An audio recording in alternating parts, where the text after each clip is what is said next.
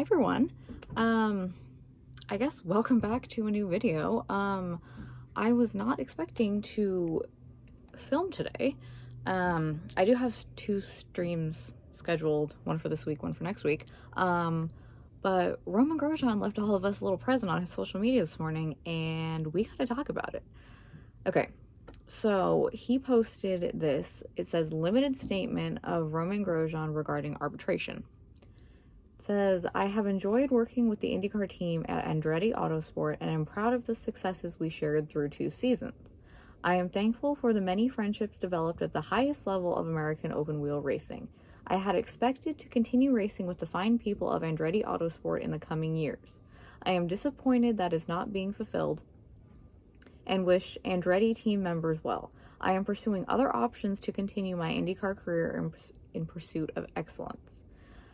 I have commenced an arbitration proceeding in Indiana against Andretti Autosport seeking to protect my rights. I am represented by John Maley and Mark Owens of Barnes and Thornburg LLP. Respectfully, Romain Grosjean.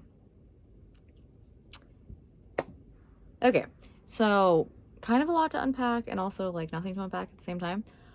So typically when people enter arbitration, it is, so he's not suing them. First and foremost, he's not suing them, so this won't go to court. When people enter arbitration, it's just another way of dispute resolution. If both parties agree to it, they will be assigned an arbitrator who will look through, everything and then decide. From what I understand, I think it's like a contractual thing. If you just saw me flinch, there is a hummingbird back there that came flying in and scared the hell out of me. So typically, I think arbitration awards are monetary. He says he's seeking to protect his rights. I can't confirm this, but I had heard early in the year, Grosjean's side had drawn up a contract potentially for extension to send to Andretti to have them sign, and they never sent it back. I can't confirm 100%, like I said, if that is true. That is alleged. That is what people are saying. It became very clear at the end of the season that he would not be returning to Andretti. And it seemed to be understood by both parties, considering Grosjean was talking to other teams. I heard he was speaking to Dale Coyne. So for this to happen now, it's a little bit like, because I don't think his being let go was unfair.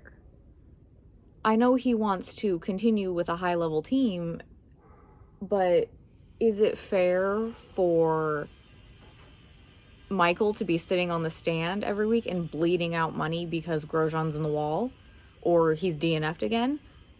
No. So, I mean, what are we doing here? Like, I just feel like it's all a little bit over dramatic. I'm not trying to like tell anyone they can't feel a certain way, but I guess it's just confusing. And it's, I don't know, not what I would do, I guess.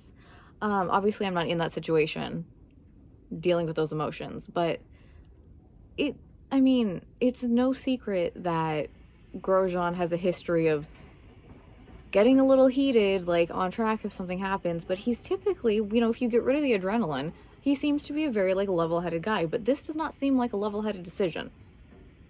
And I think from the outside perspective, it's a little bit disappointing because it's very much like I got picked last for gym class and my mom yelled at the teacher because of it. Like, those are the vibes. And that right there is going to end your career quicker than anything else, because no one's going to want to work with that. It's just a bad vibe. It's a bad energy. It's a bad attitude. And no one wants a driver that has a bad attitude. And it also, it's a little bit worrying because you don't want to see IndyCar become the sport of everybody's just suing everybody all the time. Because no one's going to want to be involved in that. And it, like, lawsuits are not the friend of any sport, any series, anything. You get enough lawsuits or disputes in something and it just kind of goes away. And IndyCar has been thriving so hard recently, and it's so incredible to see that you don't want these things to start stacking up and seeing it. So it's one of those things that has all those like extra side effects besides the original issue.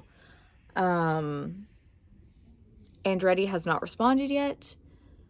Grosjean won't speak about it. He released his statement, but he's not open to saying anything else so far. It's just one of those things where we're gonna have to like wait and see what happens, but it doesn't feel great. None of these situations ever feel great. I mean, we've been through this, similar things twice already with Alex Palou and that whole situation. And you obviously want the best for everybody, but you want it to be done in everybody's best interest. And it doesn't, it feels a little shitty,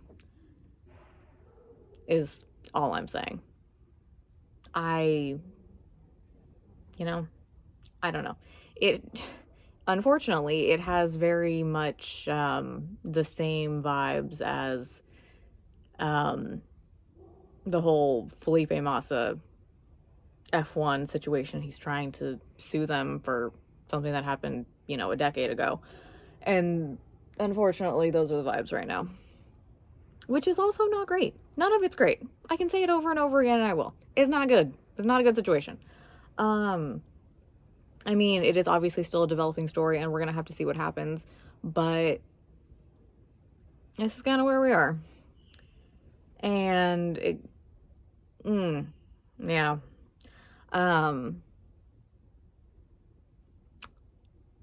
I did see some kind of mixed feelings on social media about it. Grosjean fans are very much on his side. I think fans, just kind of general broader IndyCar fans or Andretti fans were like, I don't know about that. And some people were just like straight up confused. But yeah, I would love to know what you guys think. 'Cause it's kind of a lot. And I don't think it's one of those things that's going to be resolved quickly. So we're just going to have to, I'll keep up with it, keep you guys informed as it develops more and I know things. But yeah, I guess we'll all just have to stay tuned, and I will see you guys next time, I guess. Bye, guys.